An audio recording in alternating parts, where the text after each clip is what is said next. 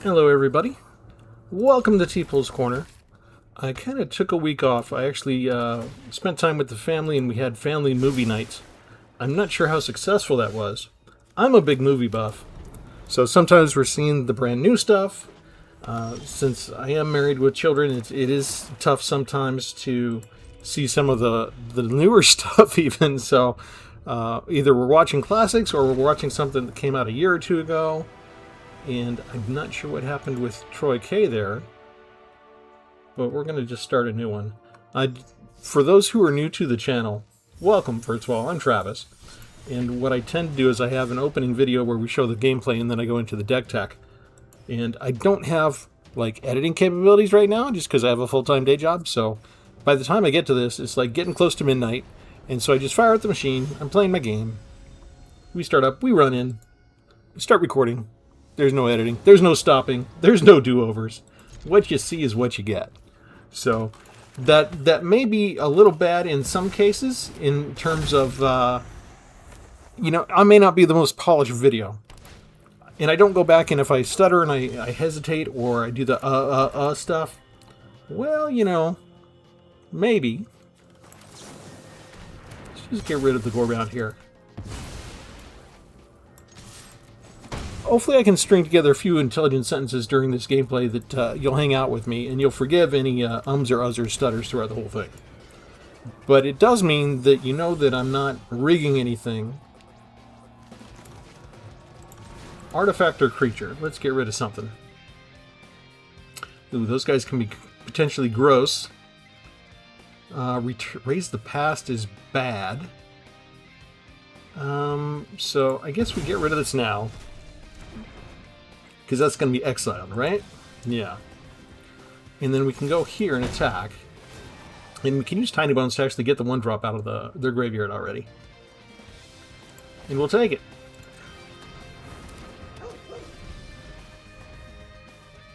So if they get, even if they get stuff from the graveyard, they can just bring the stuff back.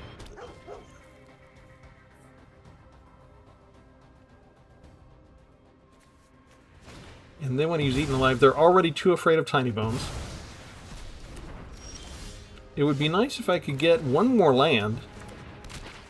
I guess, I don't know, going against Troy K. Let's go ahead and put that one in the graveyard just because I need land. I feel bad, that's a 3-drop. It's not that expensive. But that Troy K, I think, really upset the algorithm when he just scooped, and now Arena thinks they need to get me back to my 50% win ratio.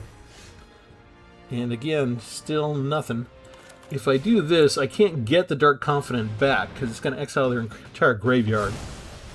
But you know what? They took away Tiny Bones anyway. They exiled my Tiny Bones, so it doesn't quite matter as much right now. But it does, since I was able to exile the graveyard. I don't have to worry about Raise the Past as much. And I'm not sure if he would be bothered to sacrifice that to get rid of Nowhere to Run, unless he had something else he needed to protect against. Let's do Avenger of the Fallen. This is the one problem is there's no costs to this. Land! We're getting better. This has Menace, and this has Death Touch, so I'm up for that trade. It doesn't really matter. They may like this trade because I can buff that up with extra mana and use it as a mana sink later if I ever get enough land to pump them up. So they probably think they got a good trade for that. Amelia is potentially a good hit. Let's go ahead and bring down Infernal Vessel, or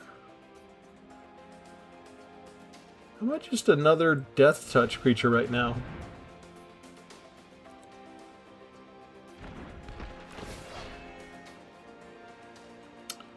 Yeah, we'll take land. And then I'm just going to attack with both.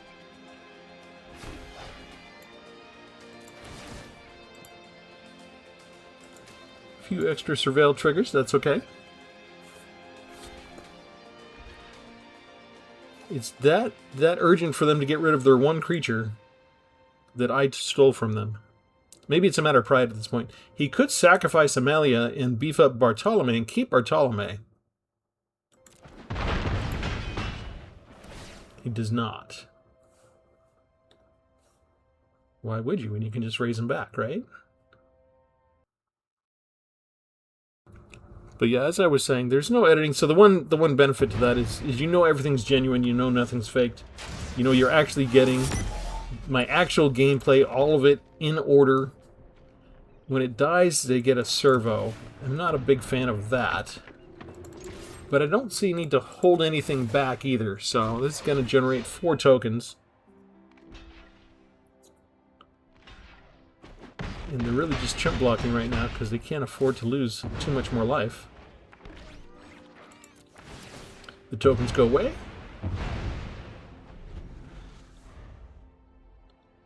And for all that I was land starved for a couple of turns, we actually passed our opponent in land already, which they kind of need spells instead of land for the most part at this point. Oh, you can bring the judge back. Oh, he brings them all back. Okay. That's part of their goal. There's nobody that has lifelink, though, right? Pay 3 life. That's whenever you gain life. It's strange, though. There's nothing in there to help them gain life. Do I need to use Pit of Offerings? Decisions, decisions. Could make them sacrifice 5 creatures after they destroy some of mine. I think we're just going to use the Revenant to give some flying here.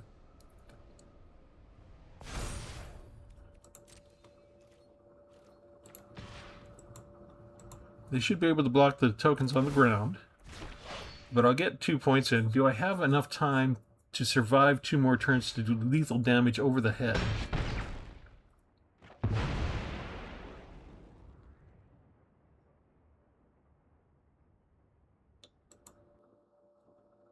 We shall see. This is Evergreen month. It's July. What that means is we take an idea or a concept that's evergreen. In the old days, since I've been doing this for 5 years, I'm on year 6 now. I think we go ahead and do Pit of Offerings just to go ahead and... Let's just not leave them with anything in the graveyard right now.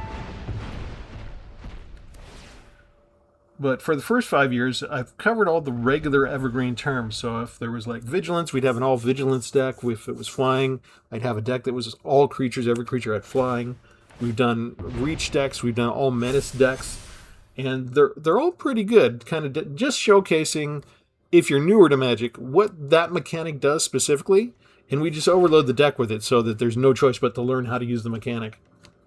And I think, let's see, we could kill that. Can they bring that back?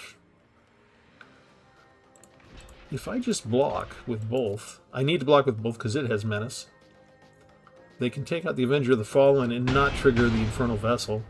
But I don't take any damage, and they don't have Reach. Is that a removal card? This is when I don't actually want a lot of land. So we attack again. 2 more points of damage if it's uninterrupted, and they're very close to death.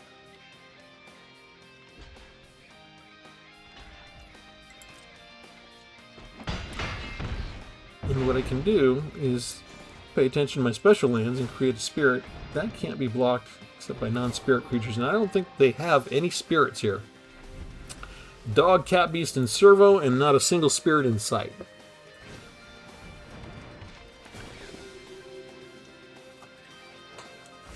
Oh, we have a source of lifelink.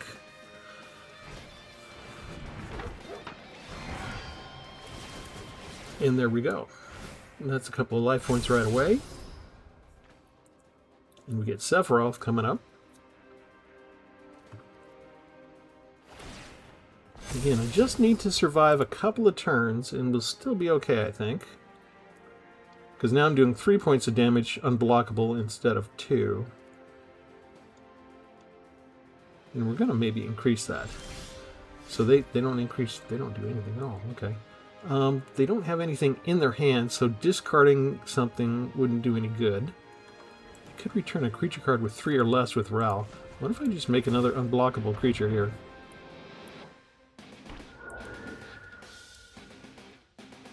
And then we attack again only with Avenger of the Fallen.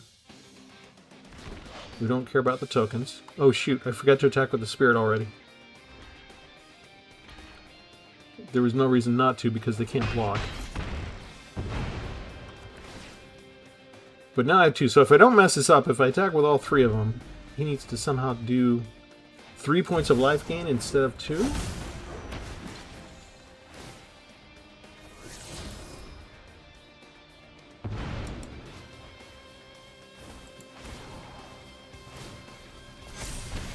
There's 1.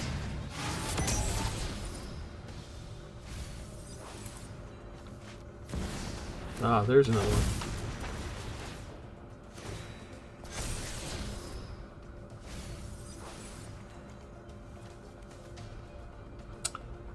Let's see, each opponent loses X life where I can do the number of creature cards in my graveyard. Okay.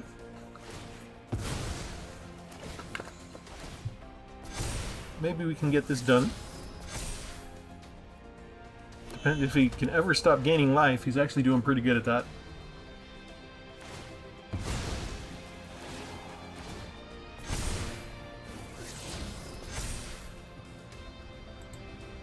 This is why Bartolome is so devastating.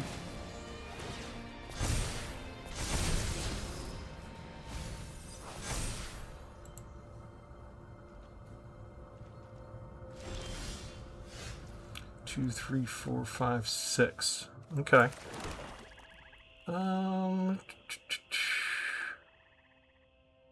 So we attack with all.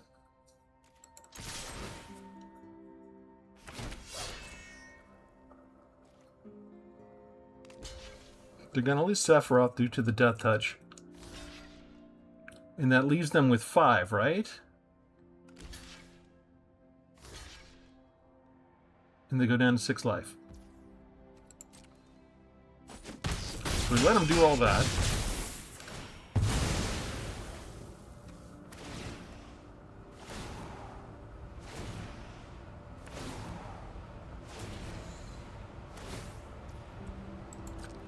That emblem's gonna kill me.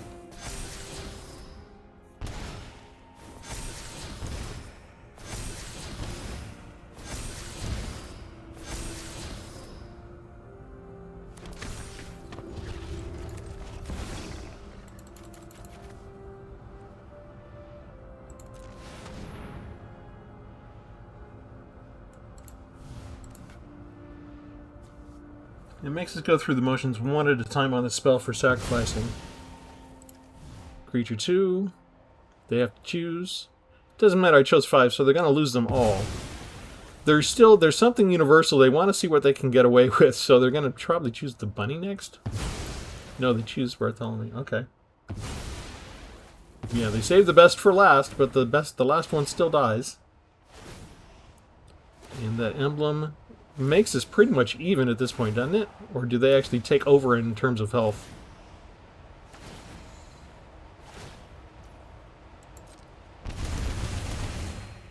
Jeesh. Alright. We will surveil. My office always pay attention. Don't need land anymore.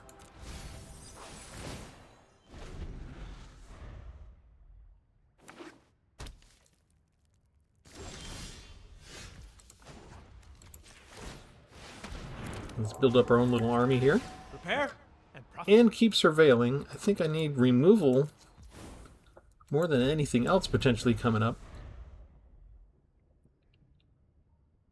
I've got 2 ways of dealing with creatures.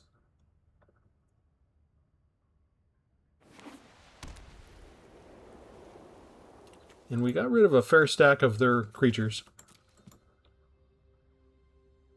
Anyway, just in case you haven't figured out what the theme is, when we get to the deck tech, I'll go into it more. But it's not the traditional term, but it is an evergreen idea, it's a concept in terms of the graveyard matters. This is a theme that Magic the Gathering has been focusing on a lot over the years, more and more increasing over the years. And so, oh, I got to eat that pizza there in the... Can I eat the one on the plate? They don't let me eat the one on the plate, but I could get the one in the pizza box. Interesting. Opportunities are everywhere. Ooh, claw could be good.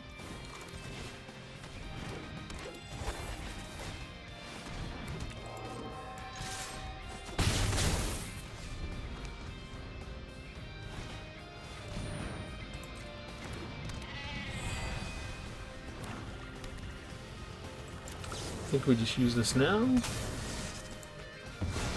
That's a sorcery, not an instant.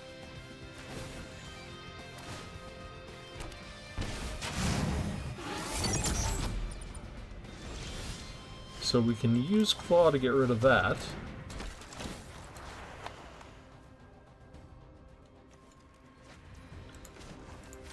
Create another token. Do some surveilling. The surveilling is helping me avoid all of... I think that's good. Helping me avoid all of the land draw. And the land draw is finally catching up with them. They had a lot of cheap cards. 1, 2, and 3 drops. Overwhelmingly 1 and 2 drops. You really should take my advice. And I'm not sure what they're hanging around for. I don't know what their hope is anymore. This is usually when they scoop. There's nothing else for them to sacrifice.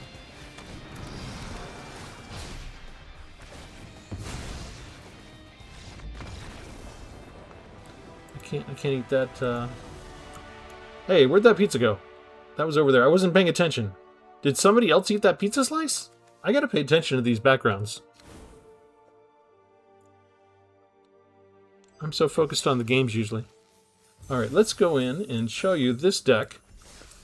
And this deck is named for the concept, Graveyard Matters. Just alter this. And in the overview you can see I've got 16 creatures, which a lot of times I'll go down to 12, so that's not fine. That's kind of close to average for me. The average is usually 3.0 for the average mana value, mana cost, and we're just a teensy bit cheaper, not so much so you'd notice.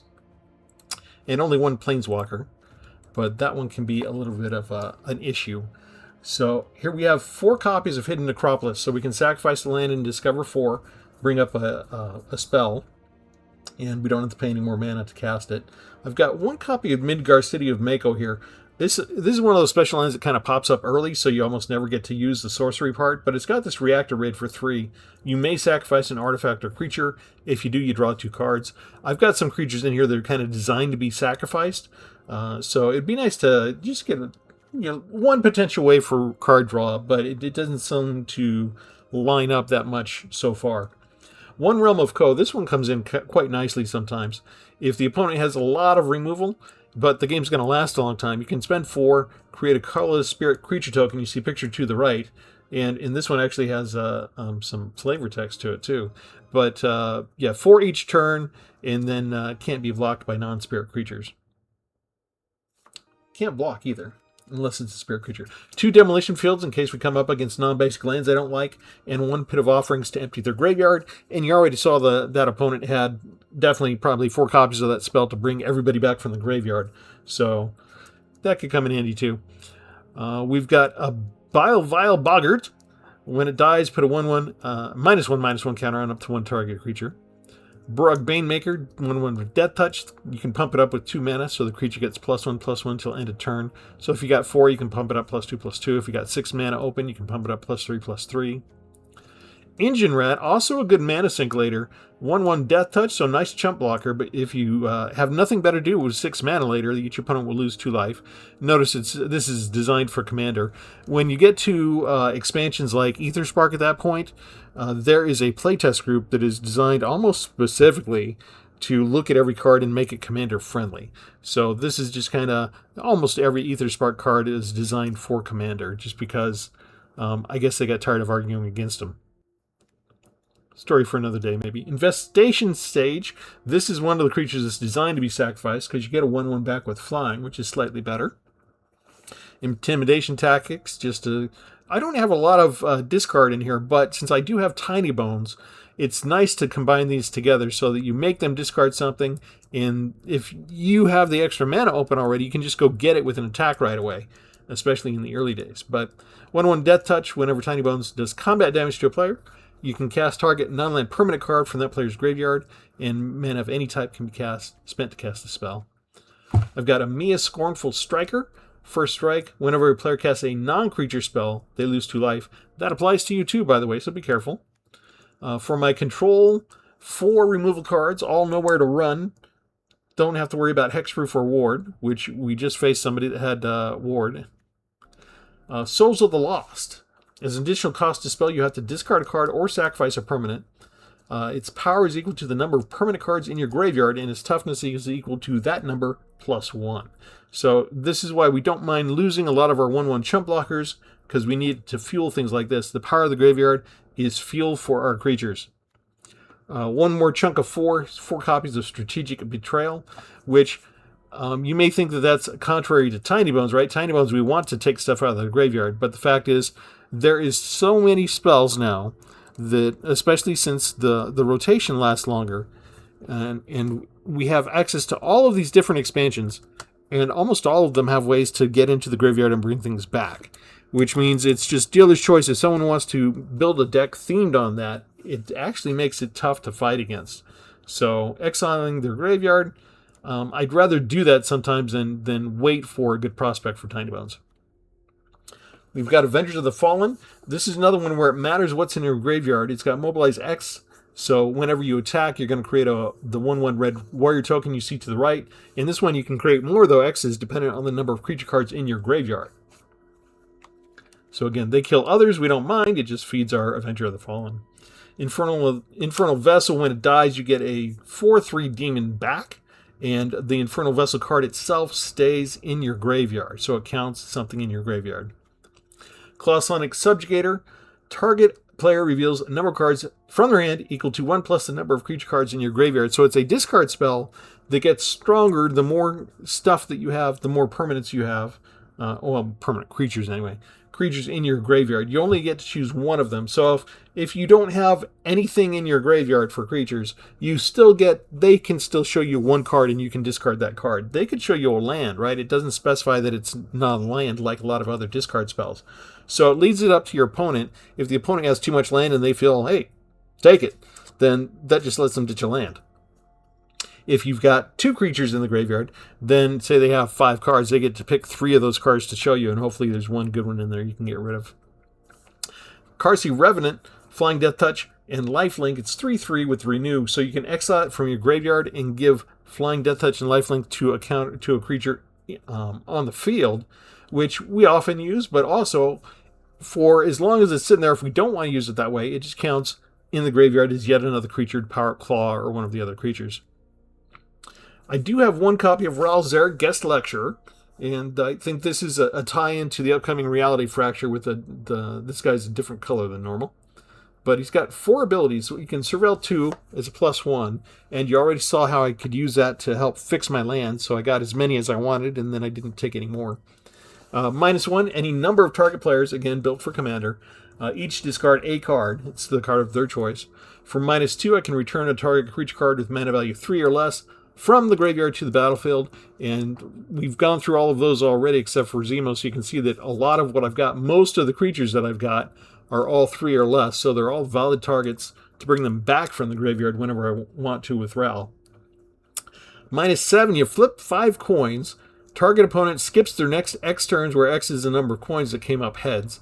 That's for the most part, you expect that to be a I win the game kind of turn. Baron Helmut Zemo, legendary human noble villain, 3/3.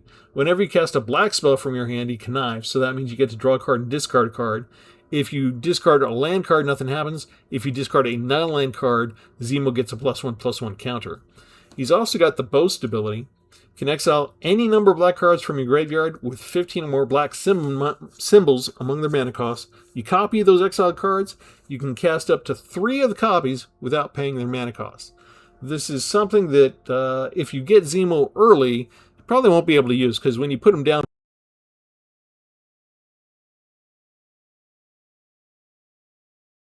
the key of it is we've got a lot of black specifically in the summoning cost for these. And over here you can see Chupacabra Echo. We get into the area where we've got double black for the cost.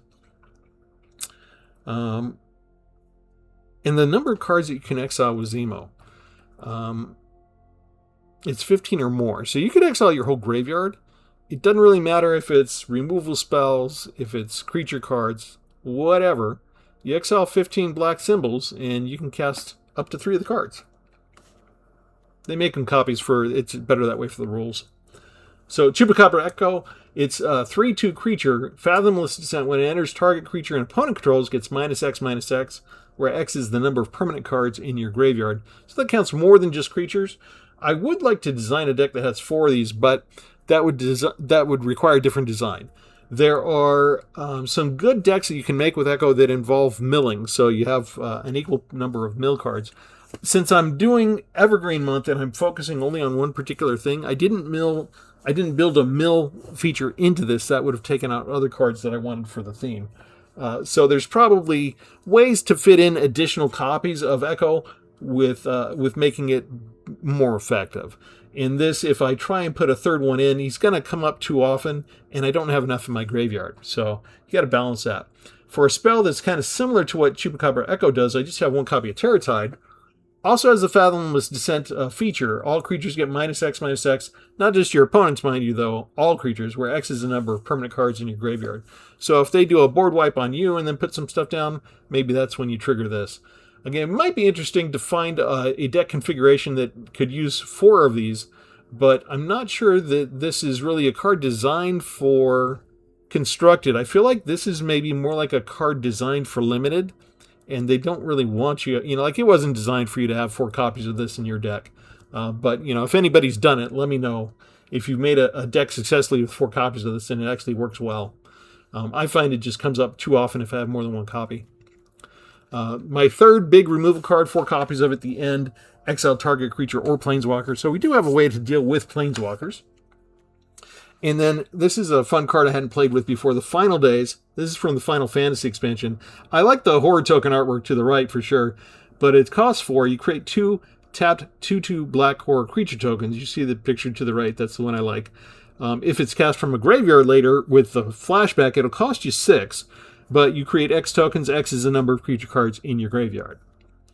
One final removal spell, Season of Loss. You choose up to 5 paw prints worth of modes as paw prints because this is from the Bloombarrow expansion. You can choose the same mode more than once. So if they got 5 creatures, you can choose 1 paw print apiece, make them each sacrifice a creature. If you spend 2 paw prints, you can draw a card for each creature that died under your control during the turn. So maybe if you have 3 creatures, you make both of you and him sacrifice 3 creatures, and then you spend 2 to draw 3 cards. Or for 3, each opponent loses X life, where X is the number of creature cards in your graveyard. Again, so another spell that we found that it matters how many creatures I can pile up in my graveyard, and then that makes this all the more powerful. Final card, Rise of Sozin. This is actually a board wipe. Destroy all creatures. And then for the second chapter, choose a card name. You can search for their graveyard, hand, and library and exile it. And they don't get to draw a card. If you take it from their hand, a lot of other cards that are using similar type of effect, if you take a card from their hand, they get to draw a card to replace that card at least. They don't get to do that here. And then for the third chapter, you return it transformed into the legendary human noble you see to the right, Firelord Sozin, 5/5. He's got Menace and Firebending 3, so when he attacks, you get 3 red mana too, so you could do an instant. Whenever he does combat damage to a player, you can pay X. When you do, put any number of target creature cards with total mana value X or less from that player's graveyard onto the battlefield under your control. So you're going to have at least 3 red just from the firebending aspect itself if he gets through to do damage to you. So you could maybe get a 3-drop back from their graveyard.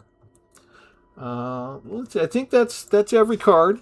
That's the thing. We've got mostly dealing with our graveyard and stacking creatures into our graveyard to power up whatever else we play onto the battlefield. But you can see there's a couple of things in there where we're getting rid of our opponent's graveyard, or in one case where we can actually dip into their graveyard and take something from it. 2, because we've also got Tiny Bones here, who can also do that if we can afford it at the time. So yeah, this is all about the graveyard. This can be a very effective deck because of the way it transfers emphasis on zone to zone. And I'll talk more about that as we go. A Menace with 1 already that can scale. This is mythic rare. They made that quite powerful.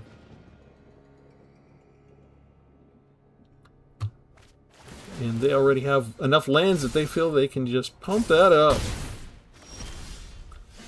Ouch. Alright, since they threw the land is a permanent, so they get to remove a counter from it. What am I going to be able to do here? I guess we put Tiny Bones out as a chump block death touch. They might have removal. We shall see. No ways to power up if you attack. We can't block Moonshadow, so they might not attack with Inti. Inti itself doesn't have to attack to trigger his ability. Oh, but he's actually attacking. I wonder if they're willing to trade. Gets rid of another Moonshadow. That's the regular artwork, if that's easier for you to see. If that's more familiar to you. Oh, they have Trample right now. Yeah, it gains Trample till end of turn, so... Does go to the graveyard, though. Getting so close to death already. They're getting rid of my graveyard? That's kryptonite to my deck. I specifically have cards that... Ugh. It's gonna hurt. They're gonna hurt me. Let's see. This is a 0-1. I don't think it matters right now to do that. I need to somehow get them to use the Soul Guide Lantern. Hopefully they just get bored and use it to draw a card right away to dig. Not realizing what the rest of my deck is about.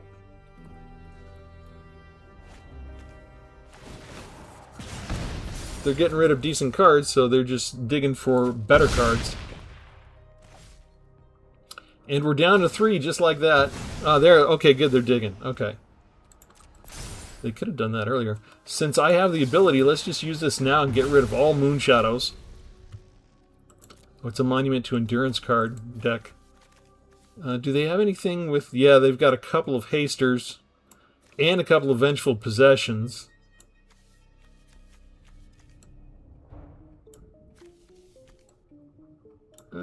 Anything else that we're worried about? No, that's enough. That can get rid of me. We'll get rid of that from the graveyard too.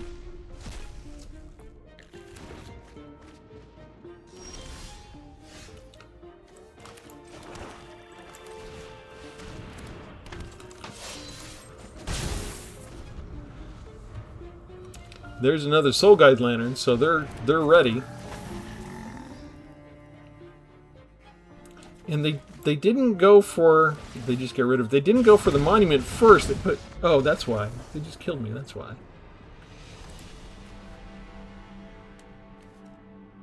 Oh yeah, whenever you discard a card, they powered that up already. Alright, that seems like Arena just got tired and went out and found something that had complete kryptonite to me. Multiple copies of Soul Guide Lantern. So no matter what I built up to increase the creature's abilities in my hand, they could take it down to 0 like that. Soul Guide Lantern is not a common thing I come up against, actually. It's not completely rare, but I'm not surprised that it's showing up against this particular deck that I have, because that's the way that Arena kind of cheats on you. Not exactly random when it goes looking for things to, after you've won a couple times.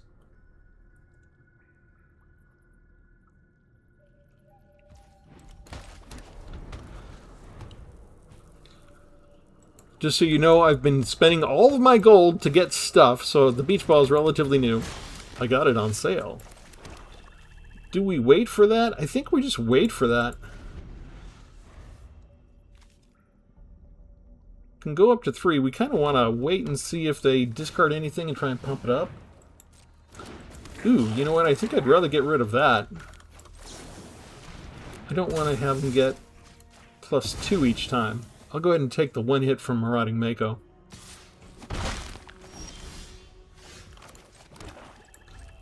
We'll keep Strategic Betrayal for somebody bigger. If they have a big discard effect, we can flash this in.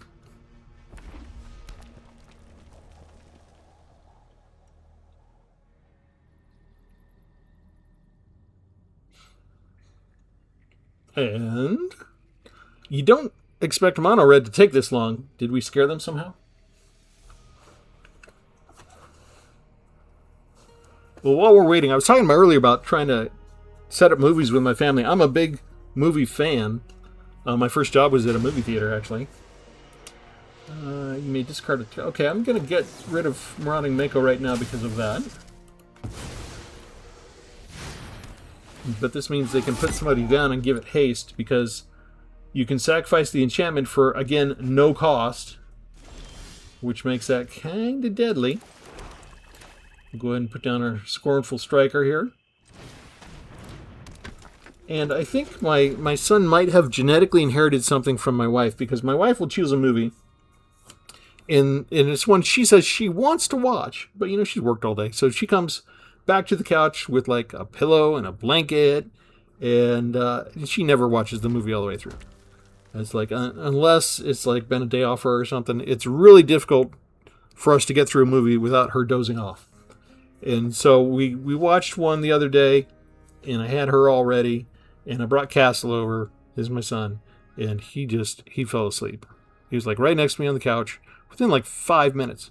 This is a kid who can stay up for, like, 8-hour gaming sessions with no problem on his laptop. And, no, just out like a light. So I think I know how to get him to stay asleep from now on, right? We have this idea. And this is kind of, I guess this is a good problem to have in a sense, because you've got all these creatures that are really, it's a removal card that you need something in the graveyard to help boost it. It's a card that gets tougher with cards in the graveyard. They haven't killed anything of mine yet, so my graveyard is empty. So we kind of need them, if these are going to be worthwhile later, we need them to get on the stick and start killing our creatures.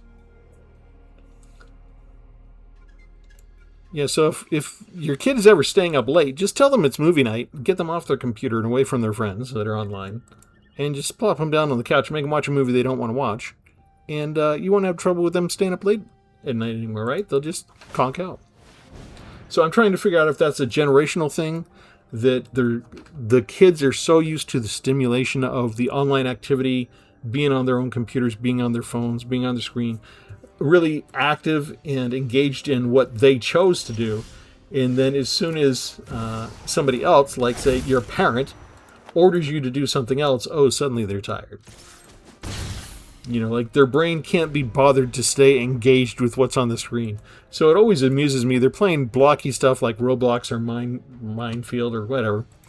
And it's not the highest quality stuff. And you put them down to watch a movie somebody spent like $150 million to make, and they're bored. So trying to figure out if that's just a generational thing, or if he's just inherited that aspect from his mother.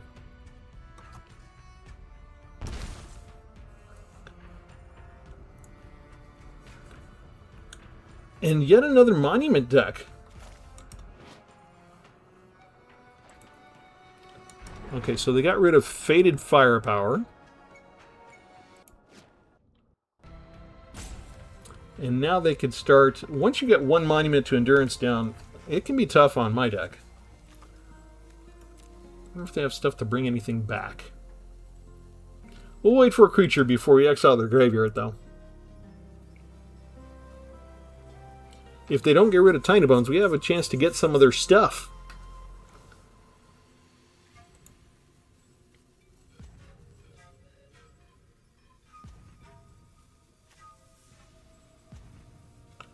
Also, this needs to be at max speed for them to sacrifice. So I guess that's okay that there's 0 activation cost, that you need to have the speed up to 4 in order to engage that. That seems fair. And how often do you see Red roping you? We should have them change their name to Red Roper. Okay, that took a long time for them to figure out. Let's go raid the graveyard. What do we want? How about Mako? May not be the best choice. I'm just kind of doing it to tweak them. Maybe they're waiting to do a big board wipe on me.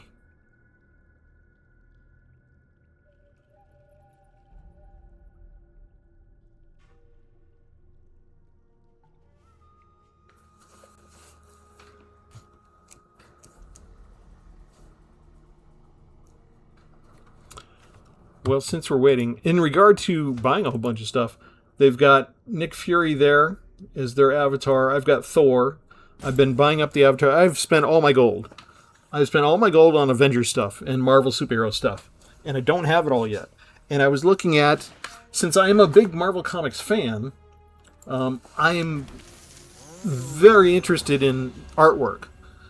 So one of the things that hooked me onto early Magic the Gathering back when it first came out, I mean, as soon as I learned it existed, I missed out on Alpha and Beta, but, I was located in Las Vegas, so I think the California coast basically absorbed all of Alpha and Beta in like 2 seconds. But when it got to me, I was impressed by the artwork. And maybe there was no choice in that for me because I was just so used to good artwork, excellent artwork in comic books. But now we have all these alternate card styles, and normally I don't waste my time on alternate card styles. But there's some artists I know from Marvel Comics that they're using their artwork, and it's really good. And it's tempting. But I went through and added up all the gold it would cost in the store to get everything that they're offering, and it's going to take something like 200,000 gold, and I'm almost down to 0 right now. So I don't think I'm going to get to it before the rotation happens, because Hobbit's coming along real quick here. So I settled for I'm just going to try and get all of the avatars. And I've got a number of them. And we took advantage of that. Normally you want to hang on to these and let them be more powerful, but I just had nothing in my graveyard, so...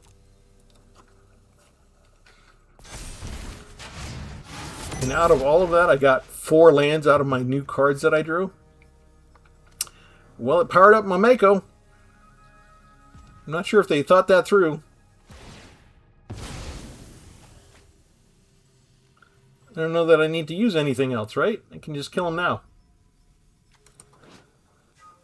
Oh, it's so frustrating when your opponent uses your own cards to kill you. Why does it feel so good when you're the one doing it? Because, you know why? It's because they've been roping me the whole time. That's why. You deserve what you get when you rope me this long, this much, this often. Again, Arena needs to have a YouTube channel where people know that they're going to possibly be recorded for YouTube gameplay, where this is not allowed. Like different roping rules allowed in there is what we need. Alright, we're going to make them exile the Masked Meower.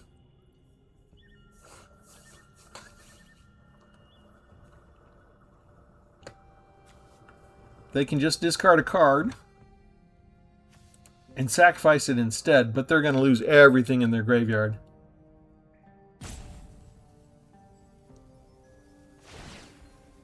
And you notice I've been good tonight. I have not given them a single emote to tell them it's their turn or to yawn at them.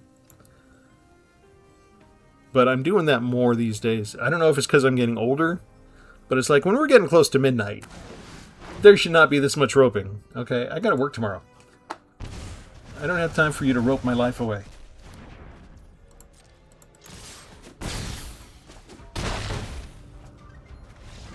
Bingo.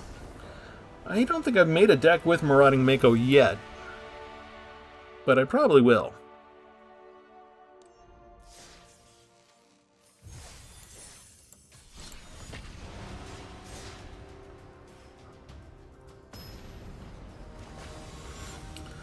Part of one of the ways that decks like this are so effective is because you're able to transfer power between the zones, and you're sort of able to utilize another zone in a way that you're not able to use with other cards. Now, I mean, other cards break the rules in other ways, right? And they have their own advantages. But in this case, there are a number of different zones. There's the exile zone. There's your hand. There's the battlefield. There's your library. There's the graveyard. There's like the sideboard sometimes. If we've got the Adventures of Forgotten Realms expansion, there's the dungeon that you can summon up. There's a commander zone, of course, if you're playing commander. There's just all sorts of neat zones in the game.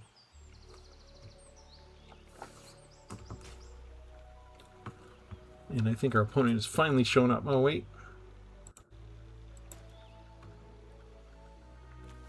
Okay, yeah, I'm not frozen. We're just waiting on our opponent. But in this case, there are other decks that I've designed in the past to sort of explain the different zones, especially for newer players, to sort of walk them through. This is this zone, and you get to it this way. And there's a deck that I made a couple years back that was really expert at switching between all of the zones. You really need a certain kind of environment to do that. I don't think we have that right now. Maybe we do. I'd have to check. It's getting difficult because there's so many expansions out at one time.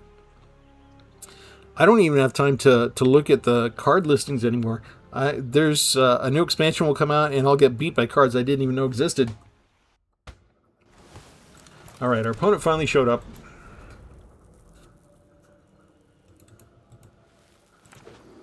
Put out that flame.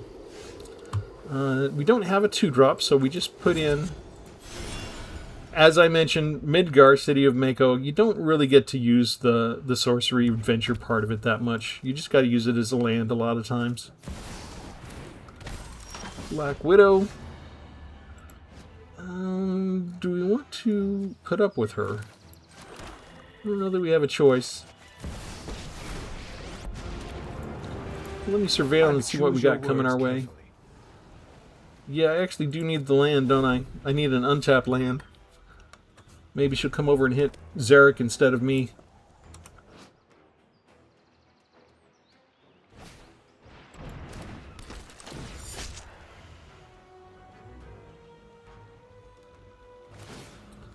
They get rid of Yellow Jacket. 2 damage to the Planeswalker. Clearly, you don't respect rhetoric. They get rid of the Planeswalker. Okay. Good luck. Well, in that case, I think we get rid of Black Widow. This is going to be a Marvel deck. Get rid of the other Black Widow. Yeah, I just don't like that casting my cards thing. We already beat somebody with their cards. I don't need to be beat with my cards.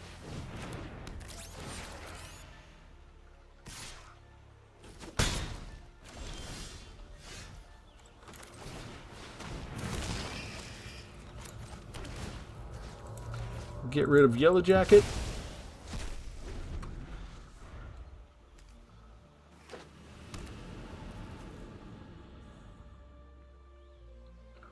Maybe I should have waited on that until we got rid of Winter Soldier.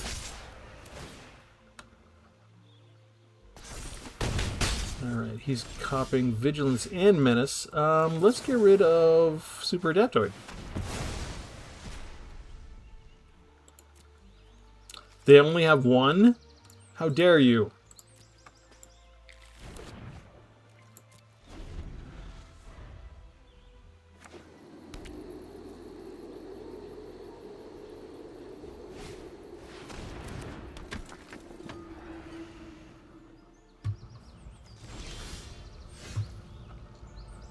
See, this is a problem. I've only got 2 in the entire deck, and I already got them. Not the best way to do things. We are completely on defense.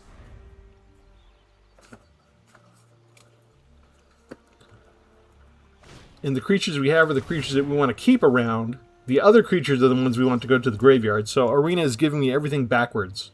Even the control spell is not the one that I want right now. And these flashbacks are worthless because I get 0 back, right? It's not X plus 2 or anything, it's X. That's going to be a problem.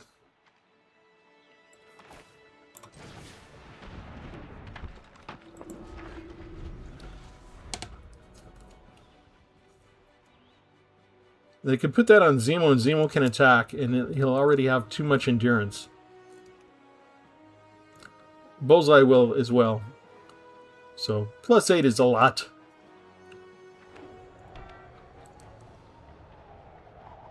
They can really put that on any creature they want, and that creature can get through without being hurt. So they can attack me with just one. One creature gets through my defensive line of 5 that I thought was going to be okay. Not to mention they have somebody in the air. All right, we got to take out the one in the air. Only one Thor, too. All of my special spells designed to thin their deck out. Doing absolutely no good. Only a one-on-one removal spell. Thank you, Arena, for matching me up that way.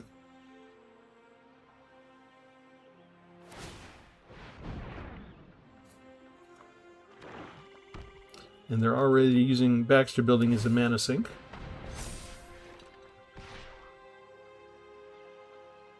And it's bad enough they give them +8, but now they can tap one of mine.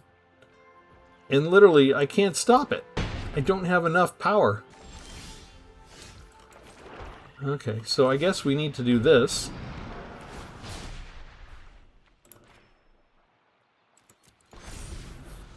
And we still gotta be purely on the defensive side.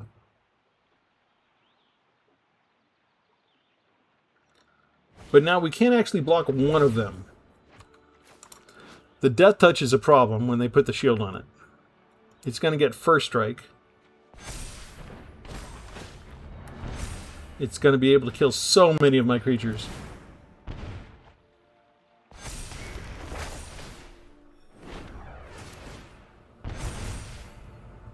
I'm so dead. These are just the worst spells to get in the opening.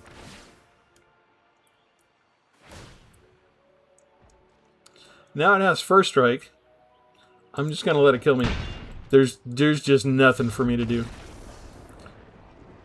Unless I drew the one board wipe I had in my entire hand, in my entire deck.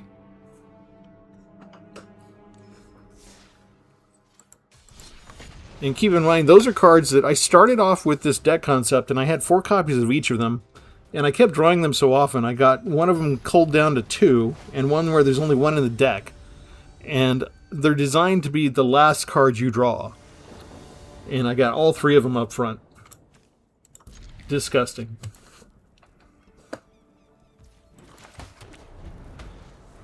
It's okay, though. The spies at Wizards are taking pity on me now. We wait and see if they're going to put down a Johnny's Pride main or not. Since we have a nowhere to run handy. It's an heir apparent. We'll get rid of the bunny. They're both bunnies, right? They're both rabbits.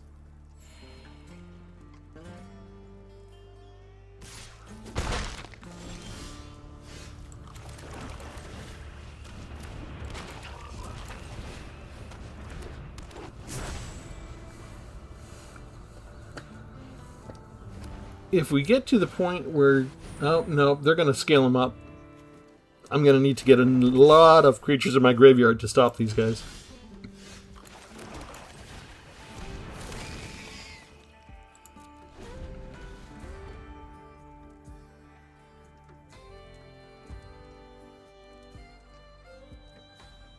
Notice Chupacabra Echo again.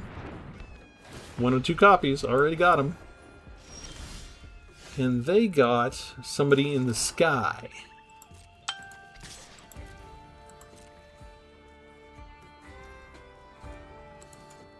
Let's just pump up the Banemaker much as we can.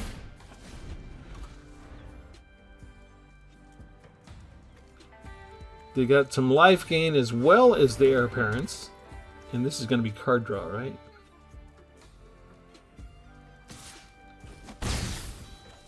Normally you see this with the heir apparent a lot for the level 3. Creature tokens get +2/+2. Let's go ahead and see what they got. Come on, you. They gotta have another creature, right? They have all bunnies. Well, we can exile 1. We continue to attack with this puppy. And we have enough to pump him up.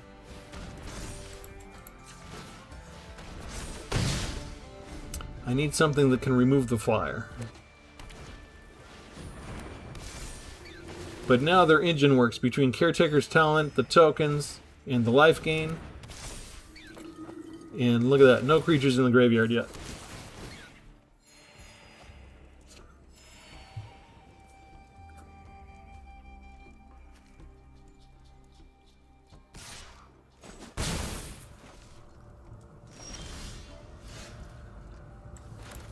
Alright. Angel goes away. Get rid of those four. I'd have to worry about Exalted Sunborn, which is also a flyer. And they have 3 banners of kinship, which are good to kill me. 3 Patrick banners to scale them up. And like 9 more bunnies. I'm not optimistic. I don't think time is on my side.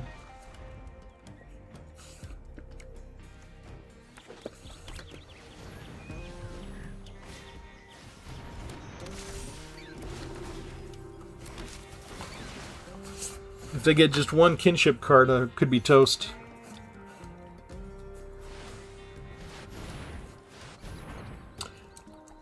Thank you, Wizards.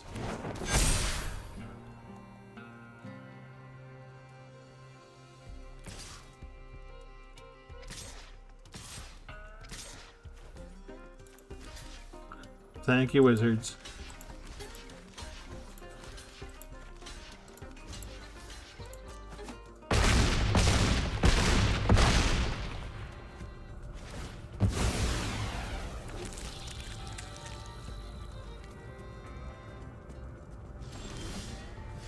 And all of that just stays. And Chupacabra Echo can get rid of 2 instead of 10. So, yeah. All of these cards are worthless. The bunnies beat me.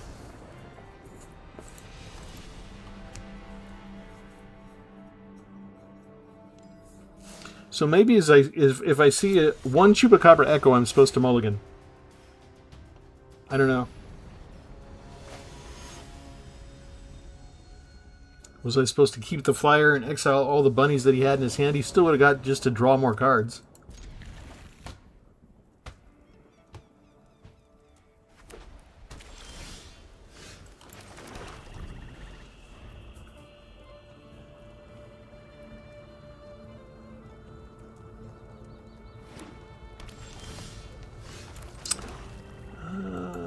Again, not the best spell to get 2 of right at the very beginning.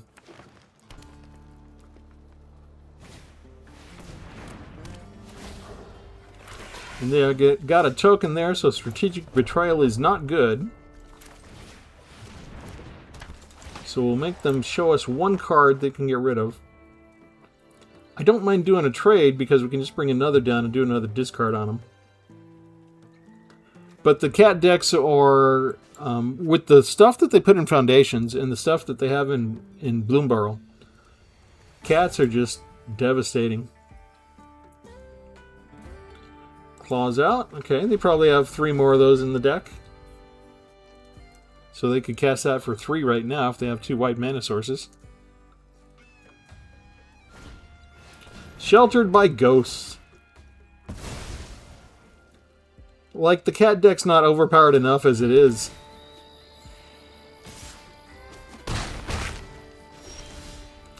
Well, the good news is we're getting land, so we should be able to weather out the Sheltered by Ghost storm. Show me another card you got. I actually almost hope it's another Sheltered by Ghost that they draw next. They show a Johnny's Pride Mate. Kind of surprised they'd give up that card. They must really like their other cards.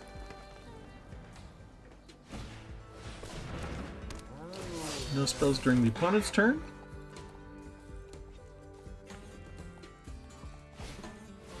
They do. They have another Sheltered by Ghost. Ah. I really need an untapped land. I didn't get an untapped land. 4, 5, 6, 7, 8. It's possible I might survive this. But I have to use Strategic Betrayal now. I have to get rid of at least 2 points of damage. If they have a third sheltered by coast, I'm going to cry foul. They have 6 lands. 6 lands and 5 spells, and look at what they're doing to me.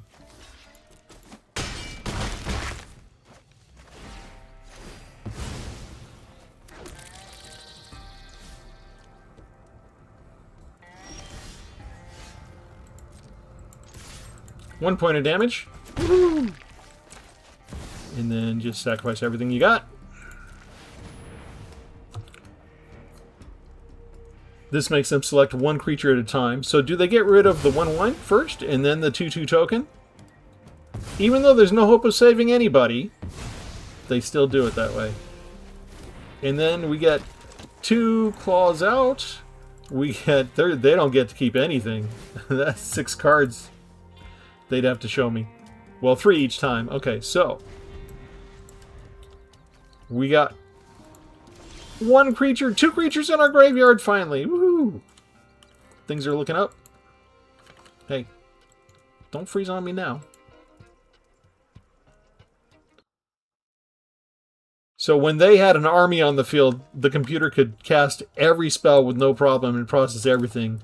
Now that I've got the field to myself, and there's less clutter and less things going on, that's when the computer decides, oh, Travis is winning, it's too much now.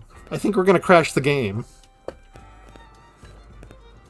That's right, everything is a conspiracy here.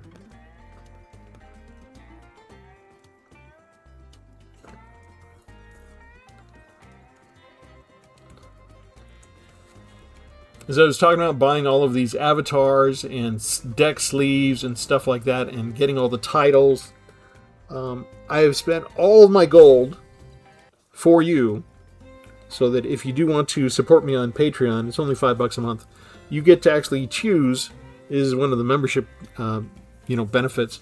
You get to choose, and if you're, right now I don't have any Patreons, right? So you'd get it for like the whole month, where you get to choose what my deck sleeve is going to be, you get to choose what my pet's going to be, my companion, you get to choose what avatar I'm going to have, you get to sort of dress me up the way that you want for the next month, and I'll keep that and retain that until the next Patreon comes along.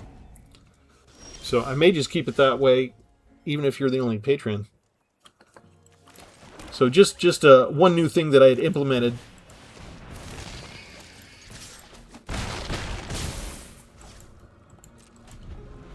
Just if you want to show support, it's one of the things I do. There's other things I do too. Check out the Patreon link below. I have to remind myself, I don't boost it that often, but I'm trying to mention it at least once a month now. I always took it for granted, a lot of things that I did when I started this. It's just a hobby page, it's not monetized or anything. But you do have to call to action on some things, because you just can't assume that everybody knows everything. The old-time subscribers do, y'all know it's there. But the new people, sometimes you have to point out, hey, there's this feature, you can activate it if you want.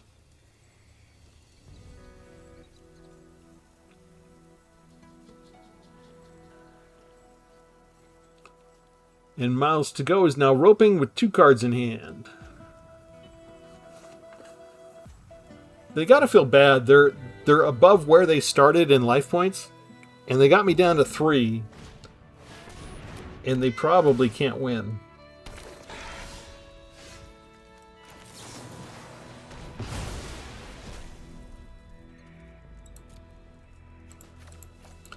All right, finally. Get rid. They have Ouroborid in here as well. Let's see. Do we put that down? 5, 6. Yeah, we'll put that down now. We will sacrifice one of these horrors.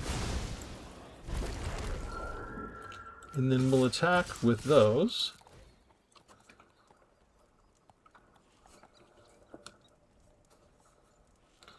They shouldn't want to chump block just yet. They're so far above 20. They should be able to absorb this hit and still keep their 1/1 life linkers with the prospect of using them for something. They need 3 mana open to use the practice defense.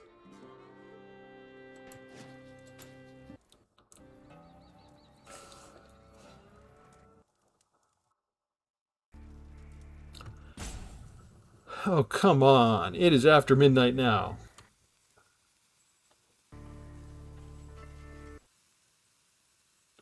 When they had the upper hand, they were so fast. They were so quick. Now, suddenly, oh, it's a nice leisurely game of Magic. I'm going to go get a drink during my turn, and then I'll come back and consider my options. I'm sure my opponent won't mind.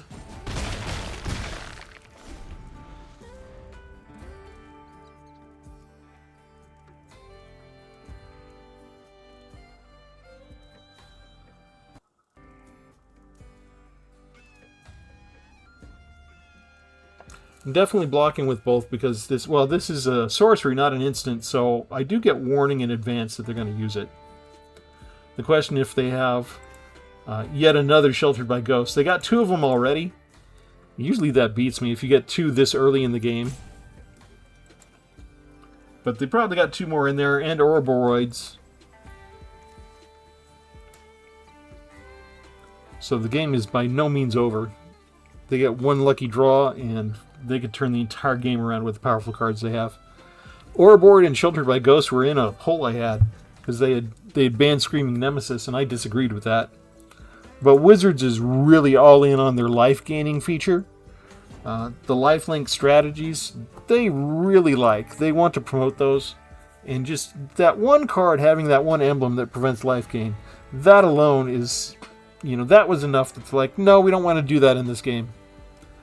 I thought, for a little variety after 30 years, the idea of 1 card giving that emblem, that doesn't break the game to me. Because life gain is very popular. And Wizards used to design their decks so there were answers to different strategies. There are some creatures that prevent you from gaining life, but they're not the greatest. You know what I mean? Why were they taking so long to figure this out? Because they can use this now, and I have to block just to stay alive, and they'll get a lot of life gain off of it. They'll be a backup of 20 again. And then I'll be restricted on attacking them, too. This gives them a ton of extra time. Just a +1/+1 for the creatures. I think I need to put my down soon. But I can't afford to lose 2 life on non-creature spells either, so I almost can't play her. Because I'm just so low.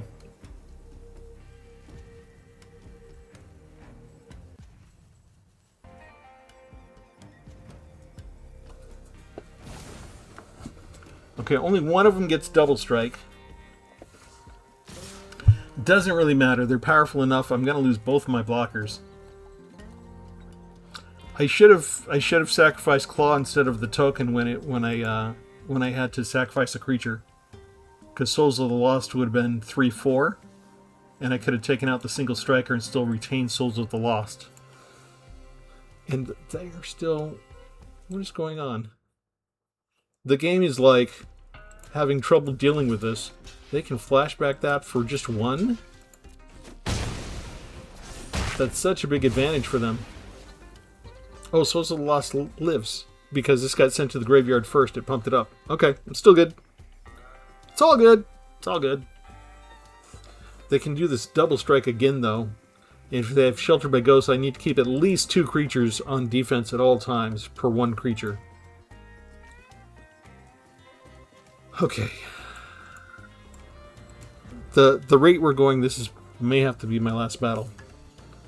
Because this is just ridiculous at this point. If I would have been... I'd probably be spamming modes non-stop if I was just waiting on me myself. Let's go ahead and put a multitude of creatures out here. We're gonna attack with the more powerful one, and these will just be chump blockers.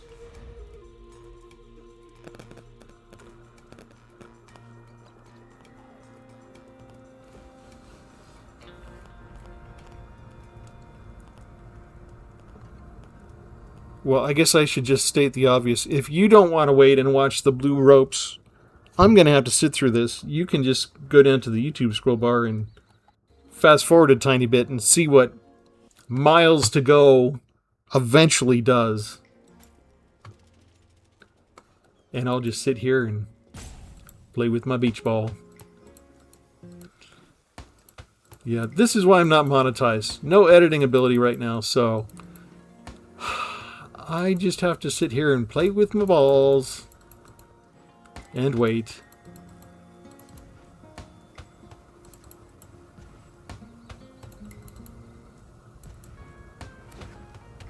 He played a land. It's so shocking. I'm so surprised. That took him like nearly a minute to figure out, to play a land. Okay, they're going to go over 20 for life again.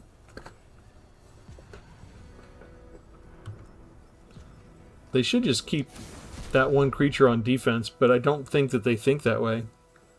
I mean, I'm at 3 life points. They just, maybe I forget to block. Maybe I misclick. They could win that easy. They can just sit there and pick my creatures off one by one. Because I can't afford to attack with all of them.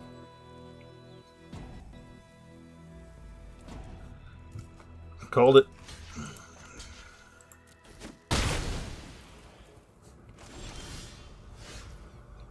That's nice.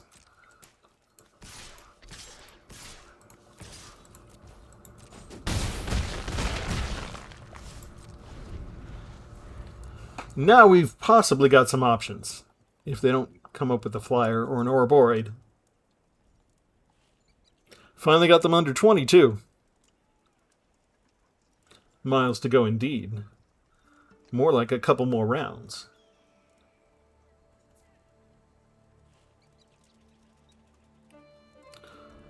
You think this is a land?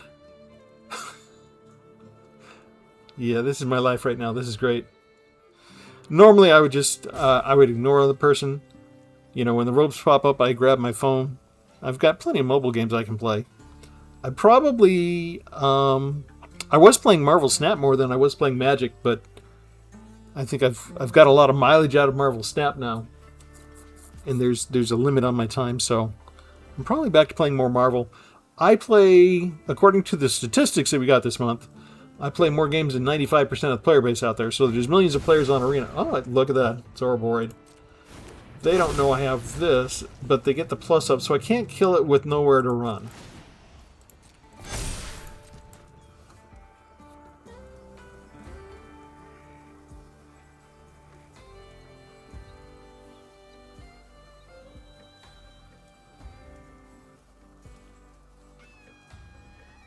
I think we'd use this to get rid of the lifelinker. If they didn't have Anthem of Champions, nowhere to run would have just killed the Ouroborid right away.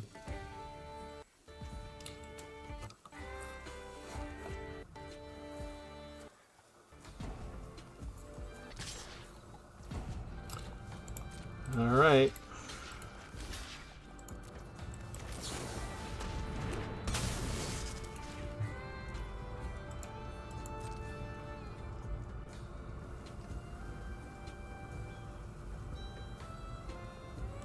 I don't know why they're blocking here, or why they're roping. There's nothing left for them to do.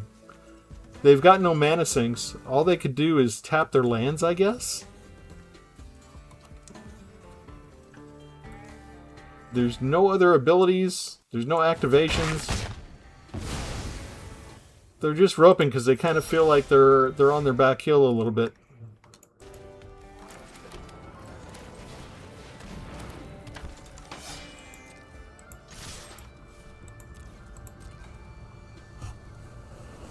Alright, we'll do 6 points of damage to them here. Get them down to 10. And a single Sheltered by Ghosts is all they need to basically win next.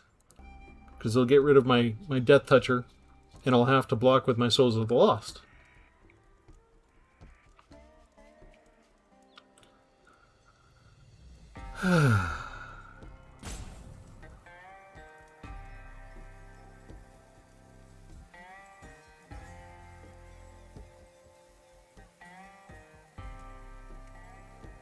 Wizards? This is why a lot of people hate your game and quit and never come back. They've got a creature I can't quite remove that's going to get more and more powerful and can swing in and hit me if they get through just once. They will kill me. I think they're afraid because I had... Because I didn't know where to run, they're afraid I might have had another one. If they did the math, -3 is not enough to take them out with a 2/2, but... I don't know. With my luck, this is not Sheltered by Ghosts, it's just a second Ouroboros.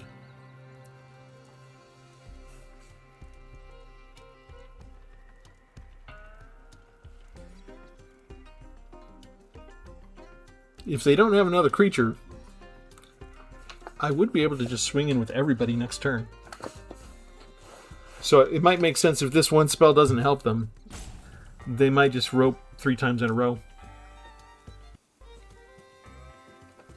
You see, my timer is the +4 down here, and they're at 0 because they roped already too much.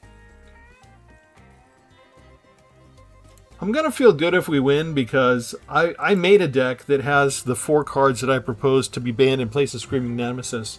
The others are the black and blue Planeswalker. Oh, that is just still a hand. A lot of people like this, they swing in with the Ouroboros and trade with the Death Toucher, and then they scoop.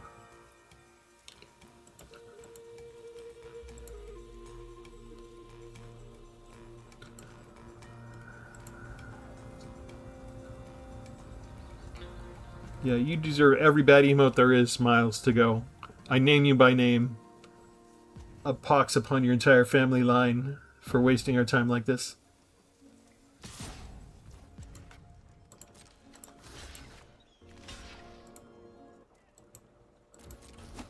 I wonder if they're mad for some reason. They had 2 Sheltered by Ghosts and an Ouroboros. And they don't get to win. They actually hung around for that. That's unusual. Alright, the overused Ouroboros and Sheltered by Ghosts, and we still beat it. Yay! We'll show you the deck one more time. Where are you? Graveyard Matters. So a lot of times the battles are over before you can build the creatures up. You saw Soul of the Lost only got to be 2/3, and for some reason it took us forever. We only got like one of these out that was showing up at the very end there. We didn't even get it out; it just showed up on our hand. So like none of our 1-drops were showing up. All the Sacrificial Fodder, the cheap Sacrificial Fodder, the deck was specifically designed to get out front to power up.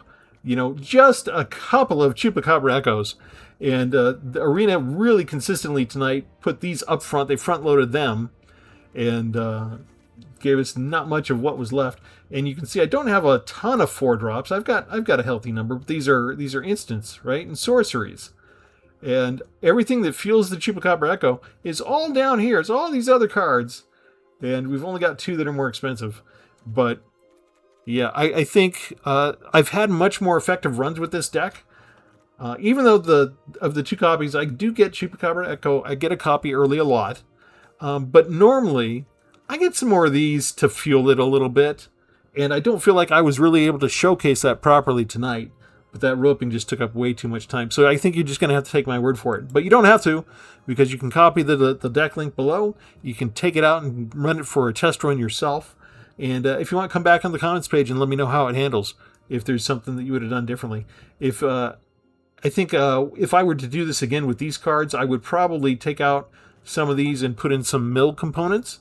That's more traditional. And so you can really fuel your graveyard, and you'll stick the creatures in there yourself if your enemy's not putting them in there for you at a fast enough pace. And a lot of times you'll see like a green-black deck is really good for that. But for this, since Evergreen Month, I just wanted to focus on the transfer into the graveyard itself without the mill components. And show you can still have a good deck. It's still kind of fun. And even though it didn't seem to work the way I wanted it to tonight, we'd still win the majority of our games. So with that, remember to like and subscribe. Think about considering me on Patreon. And we'll have something different for you next time. Thanks, everybody. Have a good one.